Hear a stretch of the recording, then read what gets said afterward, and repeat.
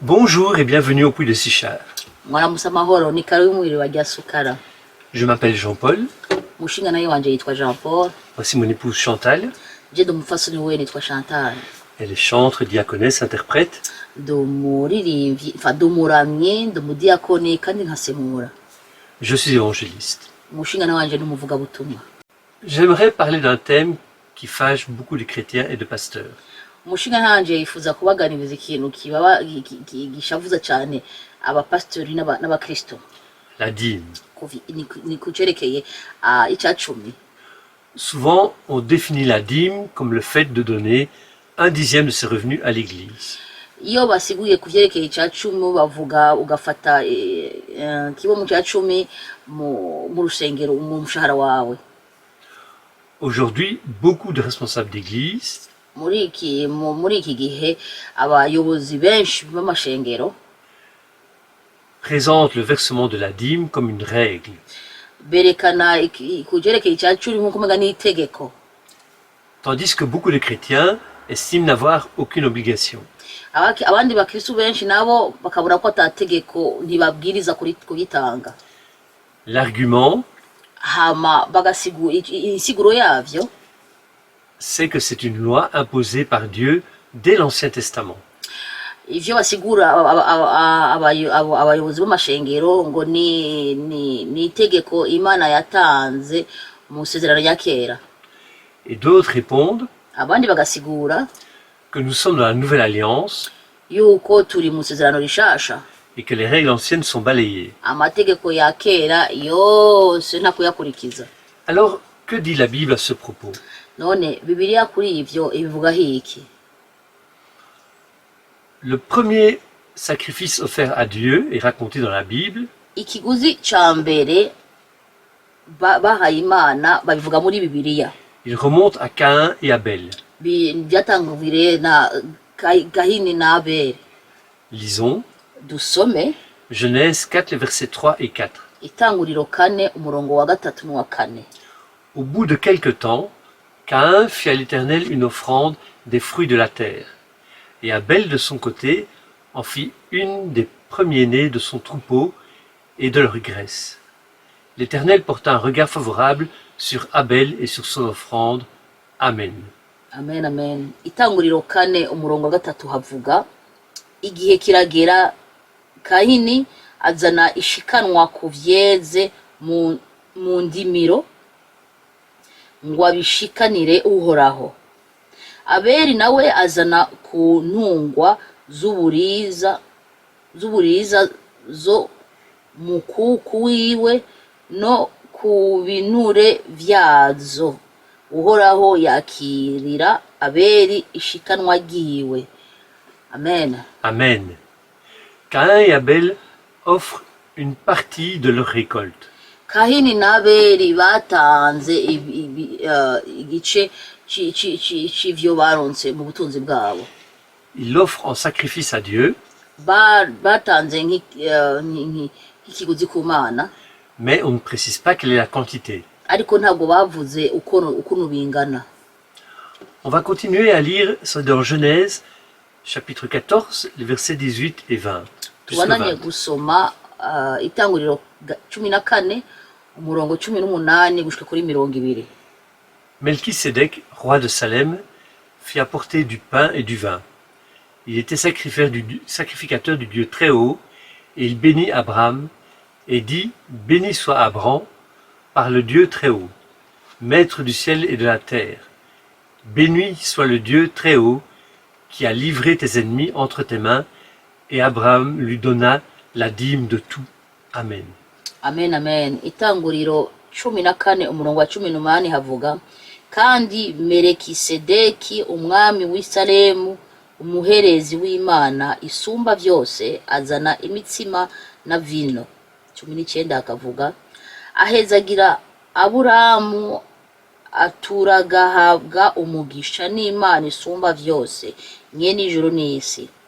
Kandi Imana isumba vyose iragahezagirwa yagushize abansi mu maboko, nuko Aburahamu amuha ikigira 10 muri vyose. Amen.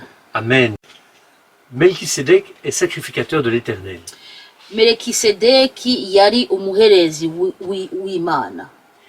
Et comme Abraham revient du combat, Igihe aburahamu yava mu ntambara, Melchisédek lui apporte de la nourriture melekisedeki yamuzaniye ibifungurwa, et il bénit Abraham. hama ahezagira aburahamu. Et Abraham lui donne la dîme de tout. Aburahamu yaciye amuha icya cumi cya vyose. Melchisédek n'a rien demandé. Melekisedeki nta na kimwe yari yasavye. Et Abraham lui donne à lui librement. Aburahamu yamuhaye ku bushake bwiwe. Abraham ne dit pas je donne à Dieu. Aburahamu ntabwo yavuze ndabihaye Imana. La Bible dit il a donné à Melchisédek. Bibiliya itubwira ko yabihaye Melekisedeki.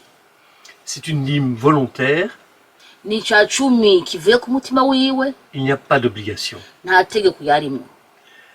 L'obligation, elle vient avec les lois mosaïques Itegeko ryaje n'amategeko ya de Moïse.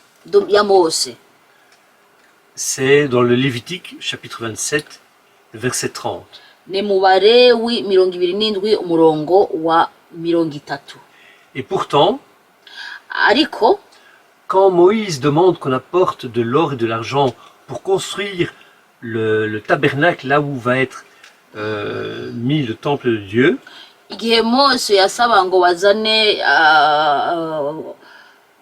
inzahabu, amahera n'ibisabwa byose vyiza kugira bubake inkoro y'Imana, Moïse précise Mose yabivuze neza. que tout homme dont le cœur est bien disposé apporte quelque chose. Umuntu wese afise umutima atanze n'umutima ukunze ashobore kuzana ikintu.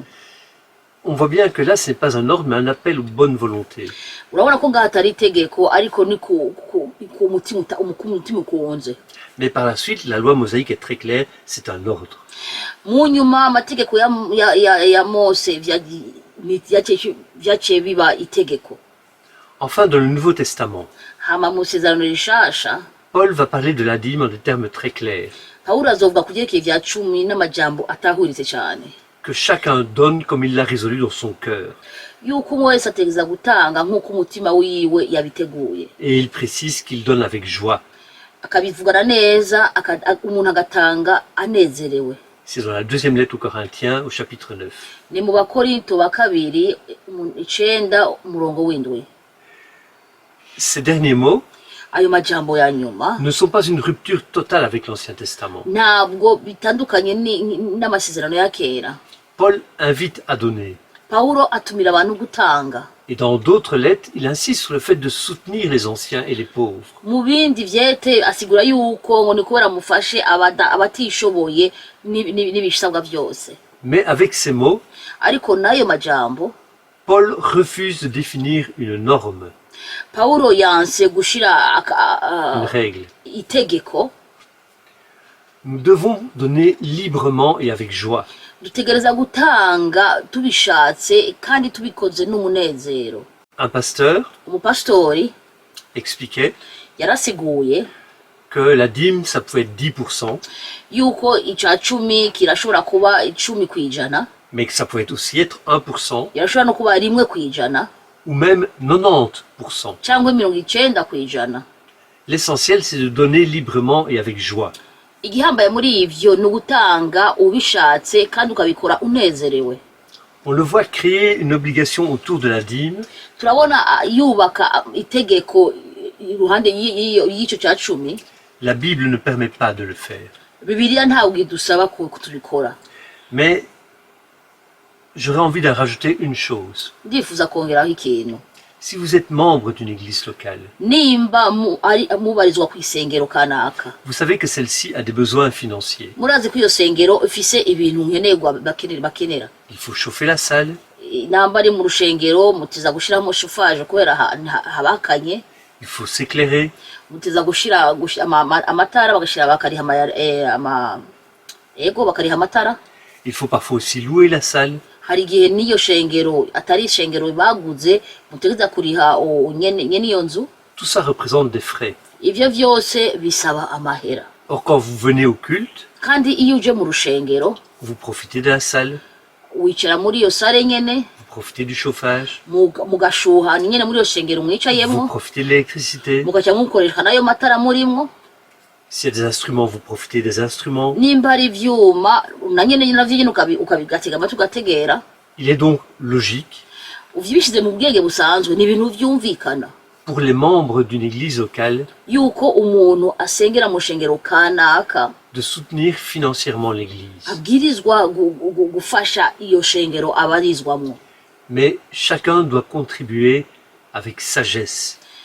ariko umwe wese ateza gutanga amahera mu rushengero akoresheje ubwenge bwiwe Et surtout librement. kandi cyane cyane abishatse bivuye ku mutima. Amen. Amen, amen.